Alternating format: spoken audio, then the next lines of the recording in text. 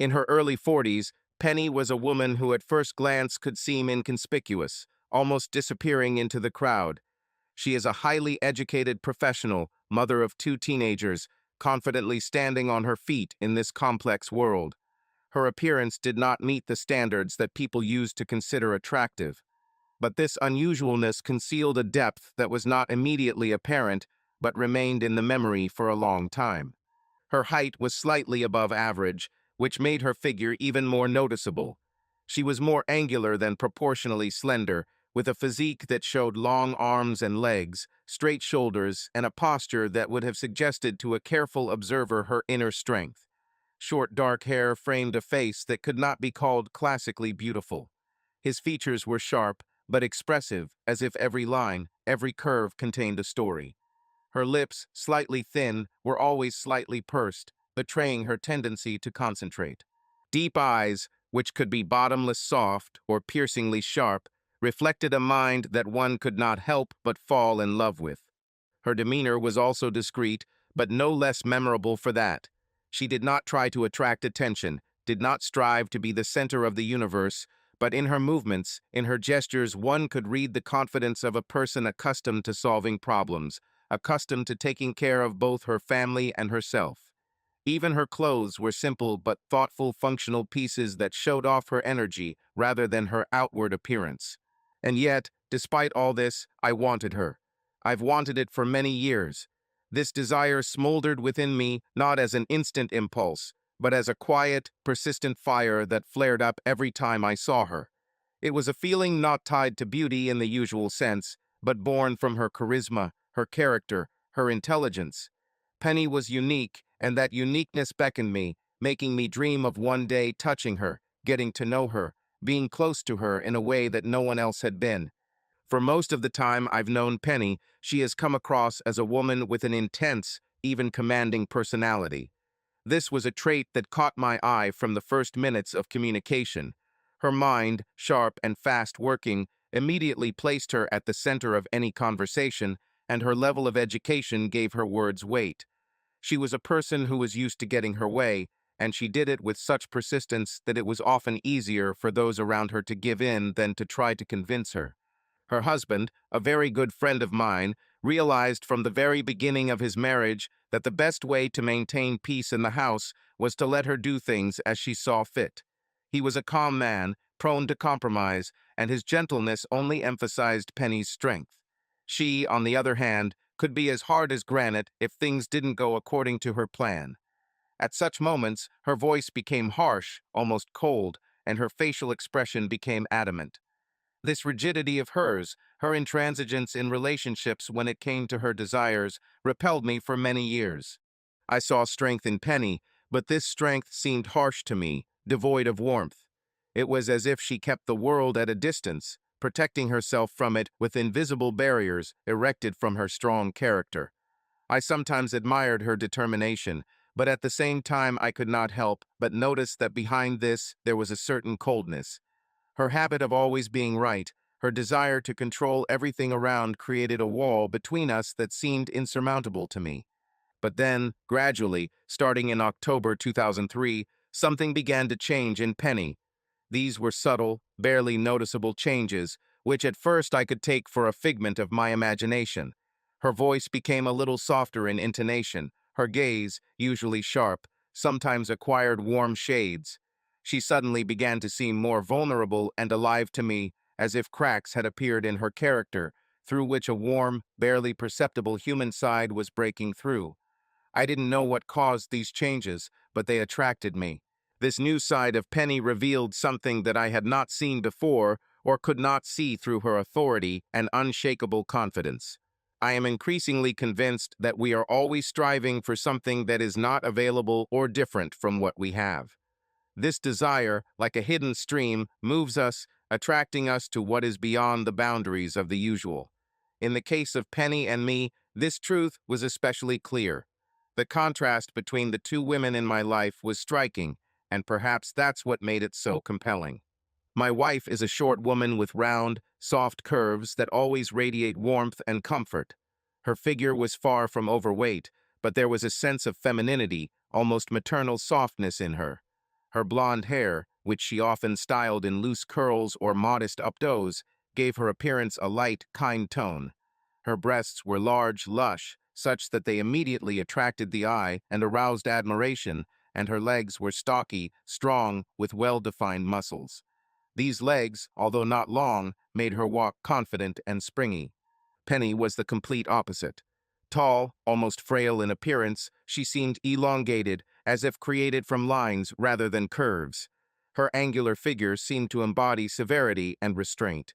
Dark hair, cut short, gave her appearance clarity, emphasizing her independence and slightly stern character. Her chest was almost flat, with small breasts that barely stood out under her clothes. However, it was precisely this simplicity, the almost ascetic line of her body, that had its own mysterious beauty. Her long legs, so pale they looked like porcelain, were a real contrast to my wife's short and strong legs. Penny moved differently. Her steps were light but precise. Her gait radiated the inner confidence characteristic of people accustomed to moving forward, no matter what. And yet, between these two very different women, I was divided. I was attracted to my wife, her cozy femininity, her warmth in which you could drown, as if wrapped in a soft blanket on a cold evening. But I was also drawn to Penny, her cold beauty, her angular fragility, behind which hid an unshakable strength. It was an almost painful pull, as if I simultaneously wanted to be in two different worlds, one that was already a part of me, and a friend that remained unattainable, mysterious, and alluring. Similarly, there has always been a sharp contrast between Penny's husband and me, which I think played a significant role in the gradual development of this complex, inevitable mutual attraction between Penny and me. He is a short man, powerfully built, with a strong body that seemed ideally suited to stand in the shadow of her tall, angular figure. Unlike him, I always stood out for my height. He is much taller than average, and next to Penny we seemed more of a harmonious couple than she did with her own husband. This realization was strange and a little alarming for me, but it always lived somewhere in the depths of my consciousness. His skin is dark, with a golden bronze tint that looks as if the sun caresses it almost daily. My skin is light, almost pale, with rare freckles that appear on my cheeks and shoulders in sunny weather. The contrast between us is obvious. Where his appearance is reminiscent of southern strength and warmth, mine looks softer, even more fragile, if I may say so. But it was precisely in this contrast that some elusive magic lurked. Another difference I couldn't help but notice was the hair. Penny's husband has a lot of them, and not just on his head. His chest, arms, even his back are covered with thick, dark hair, which gives him an almost primitive appearance. Penny sometimes joked about it around the group, but knowing her, I felt she was more annoyed by it than accepting it. For me, everything is different. I don't have much hair on my body, and even that small amount I trim regularly, a request my wife made with gentle persistence. My smooth skin under her hands always made her smile, and I couldn't help but think that Penny probably noticed the difference too, even if she never said it. I think it was this polarity between me and her husband, as well as the contrast between Penny and my wife. That was the reason that Penny and I began to develop a mutual interest. It was like the attraction of two opposite poles that could not be ignored. We were different in everything from our looks to our habits, but that was probably what made us so intriguing to each other. Our interest was inevitable, as if dictated not by us, but by nature itself, where everything opposite strives for balance. For 10 years, our families lived in amazing harmony, like two parts of one big mechanism that worked without failure. Our children grew up side by side, peers who could easily find a common language. They shared toys in their early years and later the secrets of adolescence. We went on picnics together, celebrated birthdays, and spent long summer evenings talking. Our interests were so similar that there were no serious disagreements between us. The love of books, discussions of films, plans for future travel, all this connected us, creating a feeling of a united, albeit not blood, family. There was no tension in our relationship, nor, it would seem, any sexual overtones. Penny was my friend's wife, and I was her friend's husband. Everything was clearly outlined by the framework of friendship, which was also fueled by common memories of holidays, where laughter and jokes filled the space. And yet, to be completely honest, at some moments something subtle slipped between us. It couldn't be called flirting, rather, a slight feeling of special intimacy that manifested itself in small things. When we sat next to each other at dinner, our conversation often took a deeper and more frank turn than was customary in our usual company. We discussed not only superficial topics, but also personal experiences, plans, and even innermost thoughts that you rarely trust someone with. These conversations sometimes seemed a little more intimate than they should have been, but we never let it cross the line. It was like this for many years, and I got used to considering it a feature of our friendship, something that simply existed without disturbing the general harmony. But one day, at a New Year's party, everything changed. It was something that could not be expressed in words, but it was felt by the whole being. Penny and I didn't say anything special to each other, but that evening I suddenly realized that the boundary that had kept our feelings contained for so long had begun to melt away. It was as if the invisible layer of ice between us was gradually melting, revealing something new, unknown. I remember her look at that moment. It was a little longer than usual, a little softer. We were talking about something small, but I felt like her words were hiding something bigger, as if a completely different story was written between the lines. That night it became clear to me that all our previous years of friendship had not passed without a trace. It was like the slow awakening of something inevitable that had been developing over many years. We both felt it, even if neither of us dared admit it. Looking back, I can understand how it started with small things. Penny began to linger her hand on mine, a little longer than usual, with a goodbye kiss on the cheek. Conversations began to take a more frank turn a little more often.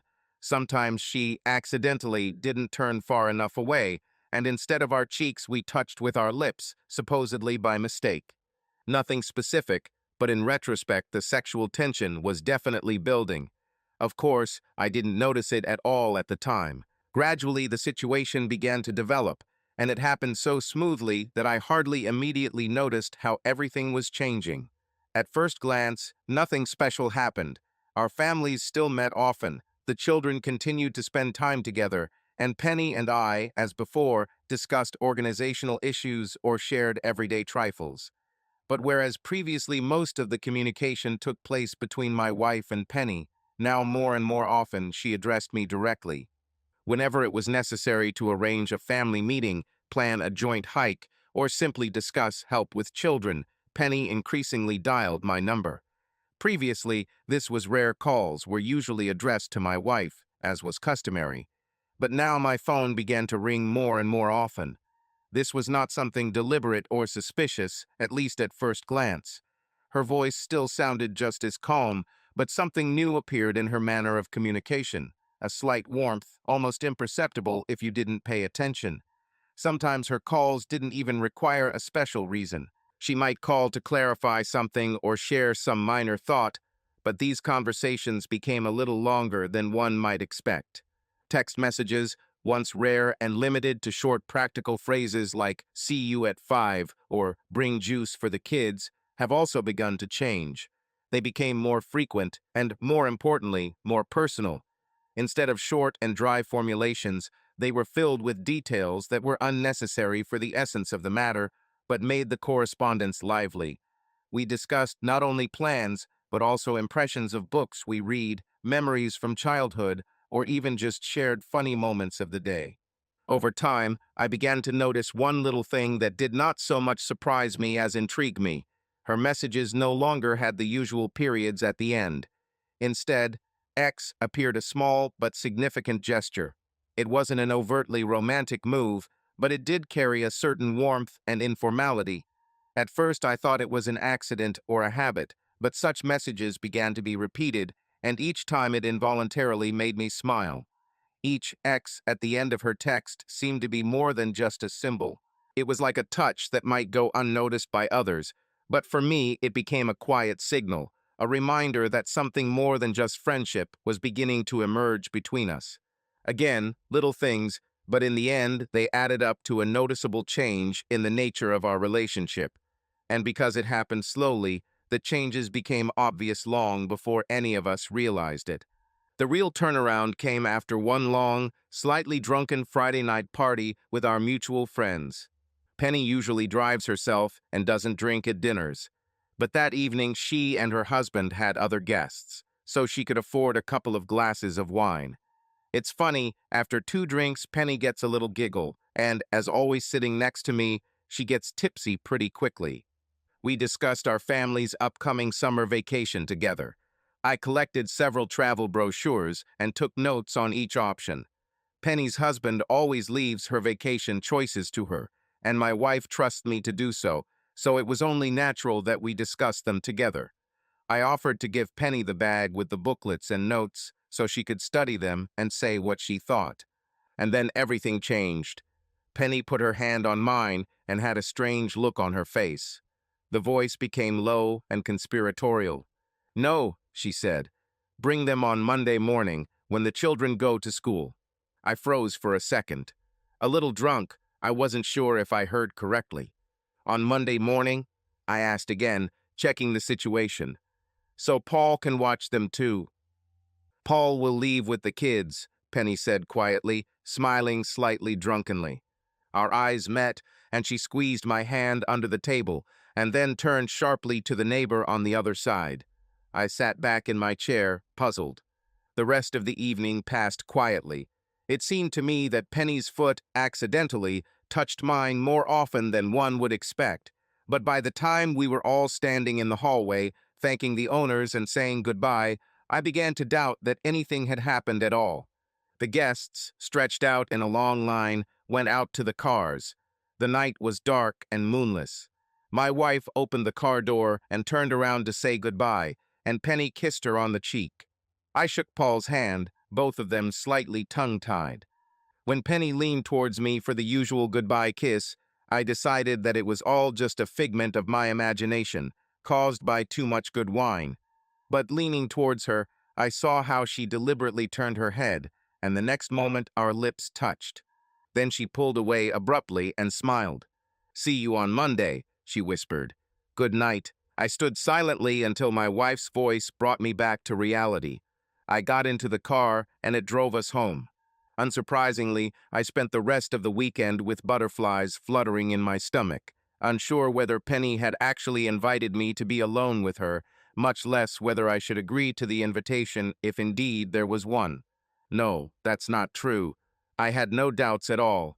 I knew full well that I shouldn't go, but I also knew that I needed to find out if I had understood everything correctly.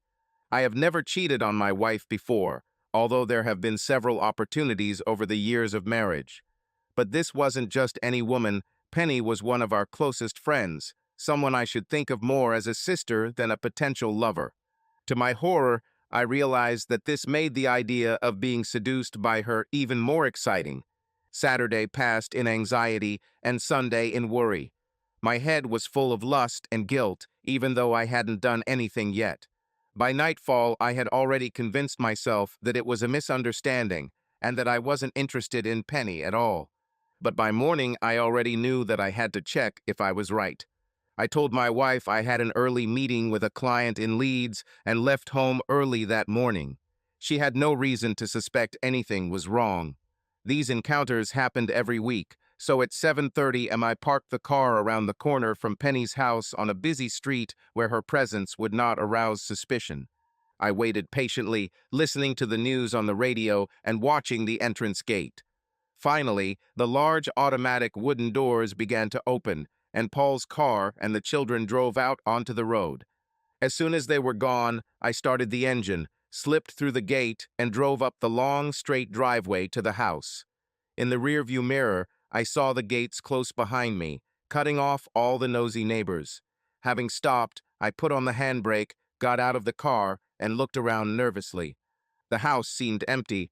I took the bag with the booklets and looked at the windows. The curtains were drawn on the window of the bedroom, which I knew as the master bedroom.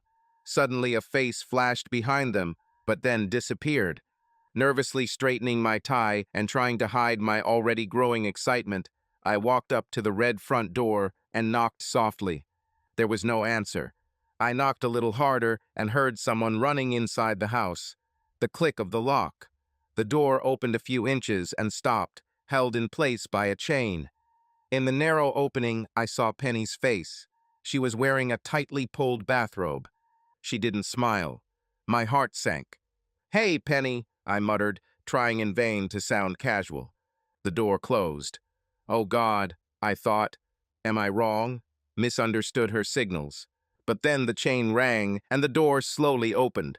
Penny stood in the doorway, looking me straight in the eyes.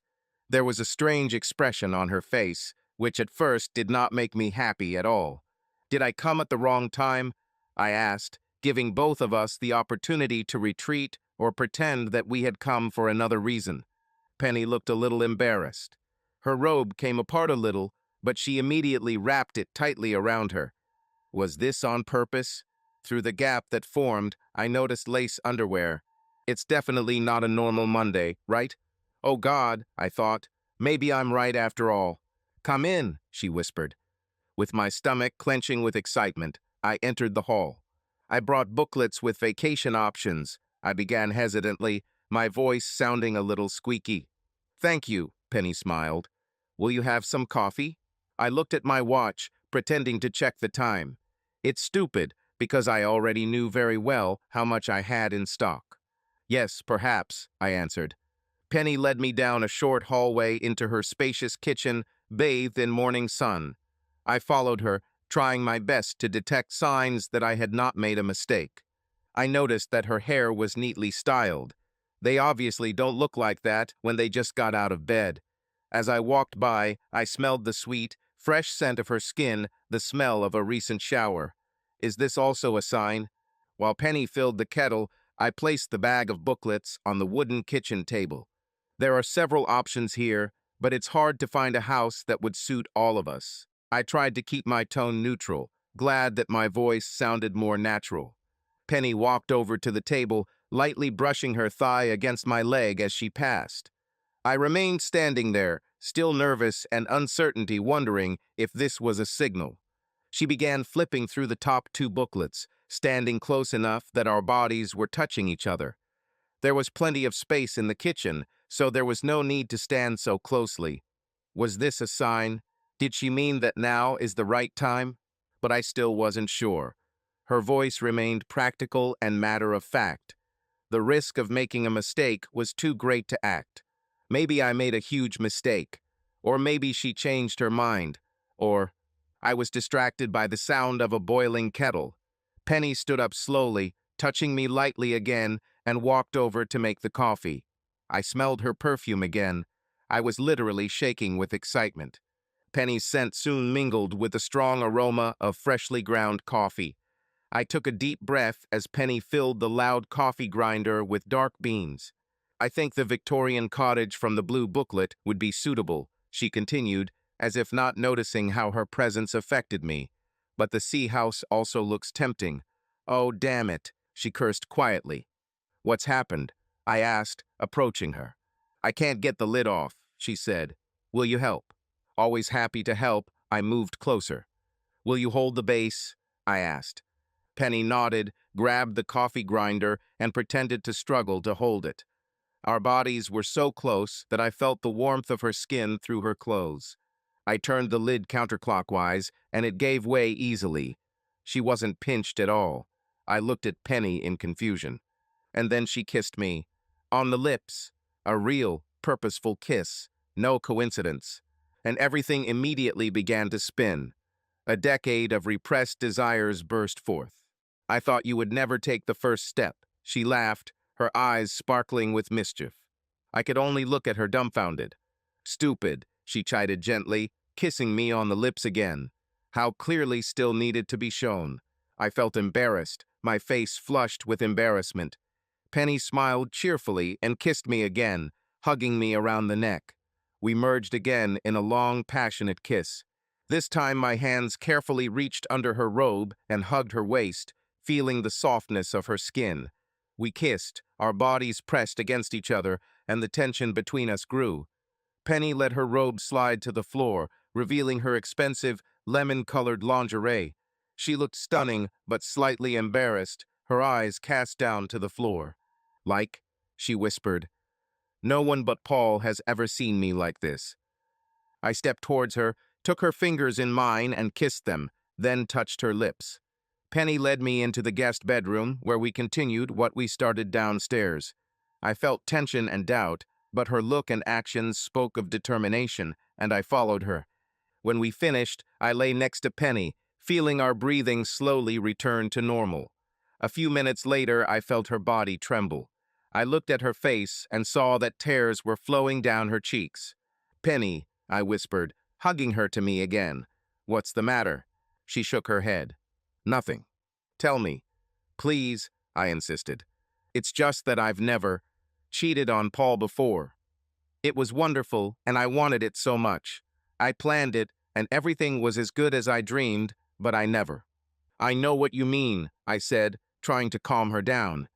"It's my first time too, and I feel just as guilty as you." "Have you lost all respect for me?" Penny muttered. "God, no. How could you think that?" I answered, looking into her eyes. "It's just that now you know my most intimate." Her voice died down. "And you know mine too," I reassured her. We lay in silence for some time, looking at the ceiling. "What made you want me?" I asked. "I don't know," came the slightly dreamy answer.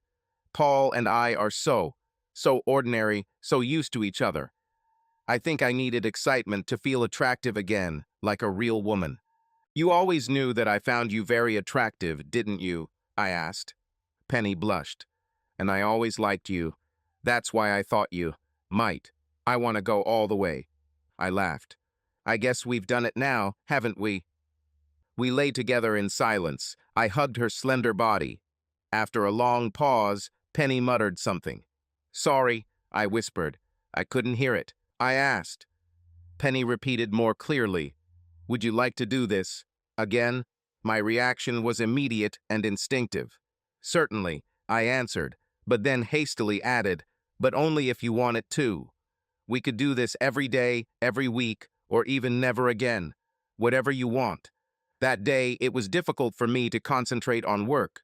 Memories of Penny, her smell, her touch, it all came back to me, and I couldn't push the thoughts away.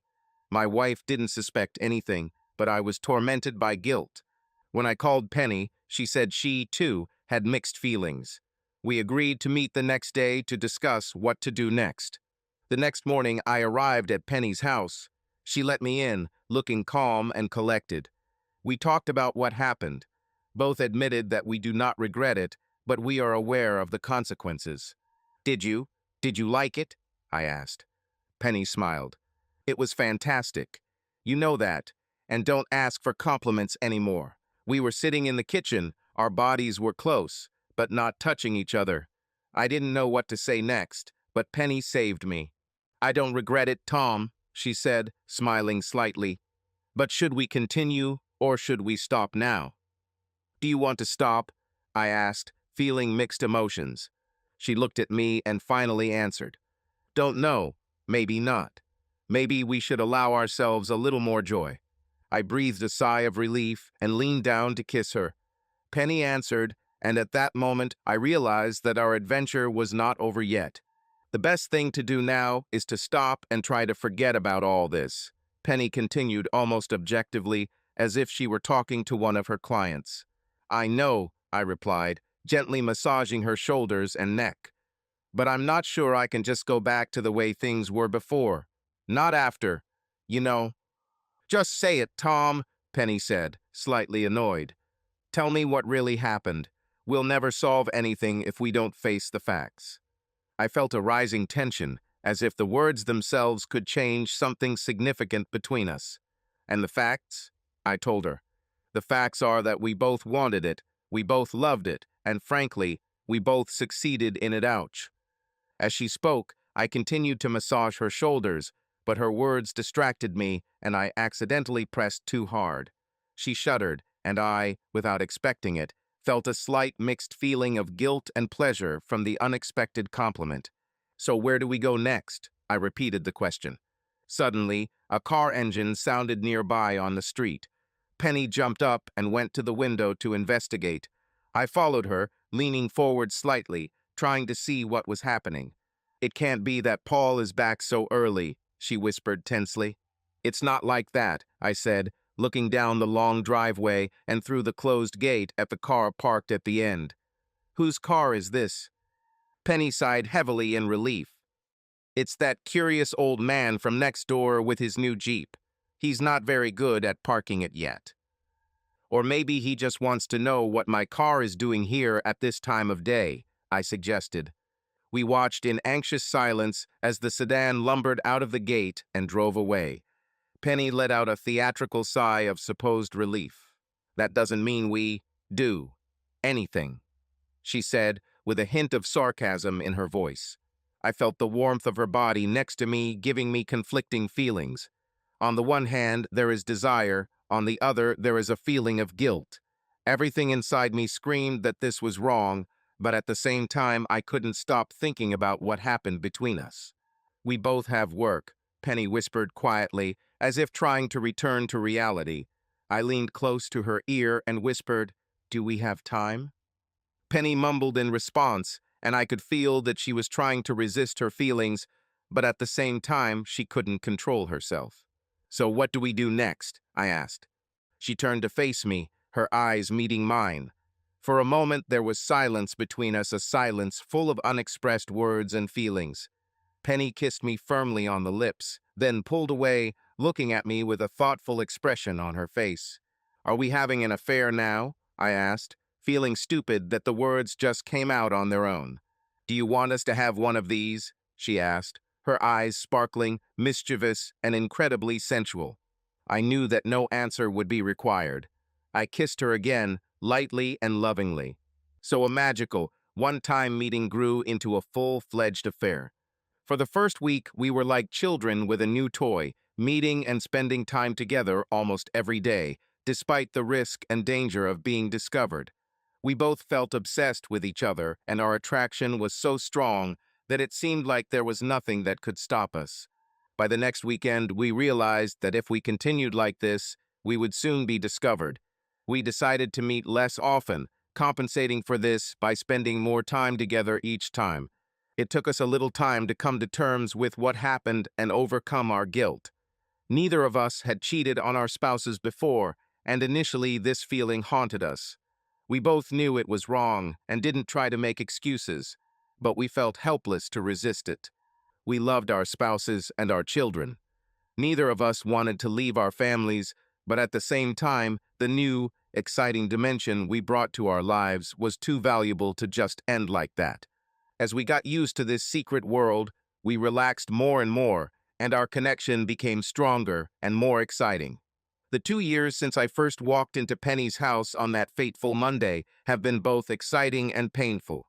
We met in secret, watched every step so as not to be discovered, and tried not to disturb the fragile harmony that we had created in our lives.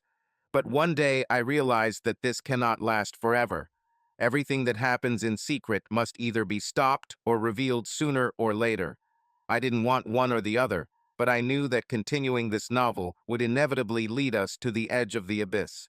One cool autumn evening, when the wind was blowing away the fallen leaves and the street was quiet, I stood in Penny's kitchen, holding her hand and realizing that I could no longer remain silent.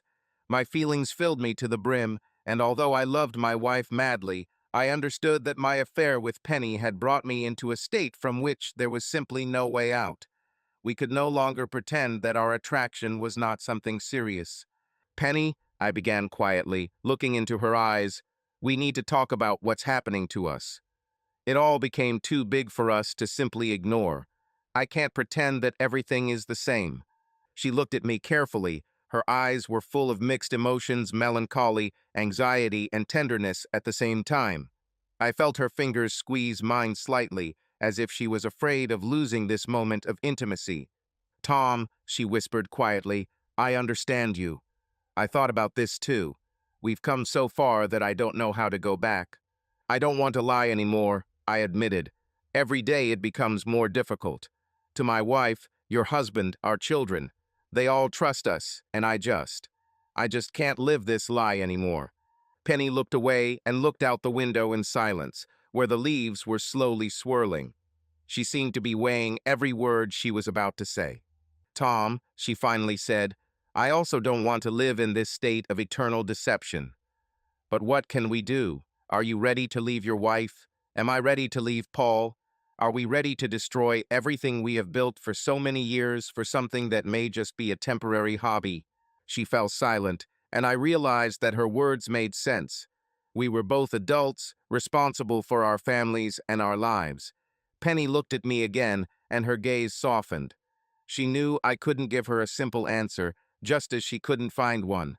I love my wife, I said finally, feeling the bitterness creeping into my voice, but I also love you.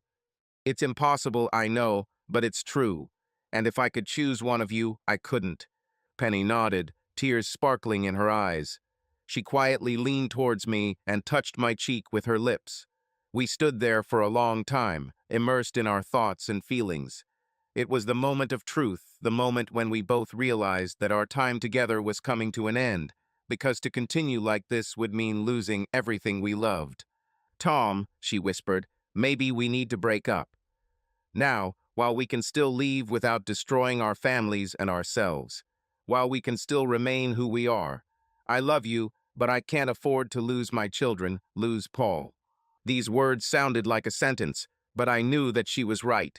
Everything had to end because what we did could never exist in reality. We hugged for the last time, feeling warmth and pain, saying goodbye to our dreams and illusions. It was the hardest moment of my life, but also the most sincere. Penny walked me to the door, and I turned around to see her one last time. Her eyes were filled with tears, but there was no regret in them, only determination and acceptance. I realized that her love for her family was as strong as mine, and that our decision was the only right one. "Goodbye, Penny," I said, and she nodded, trying not to show how much she was hurt. I closed the door behind me and stepped out into the cool autumn night, feeling the wind touch my face, carrying with it memories of those 2 years that would never be repeated. I may never forget Penny, but I knew we had to make the right choice. A choice that will save our families and perhaps ourselves. Subscribe to our channel so that your love doesn't cheat on you, and go ahead and listen to the next story, because this story is nothing compared to the next one. If you're under 18, don't even think, click to the next one. Click to the next one. Click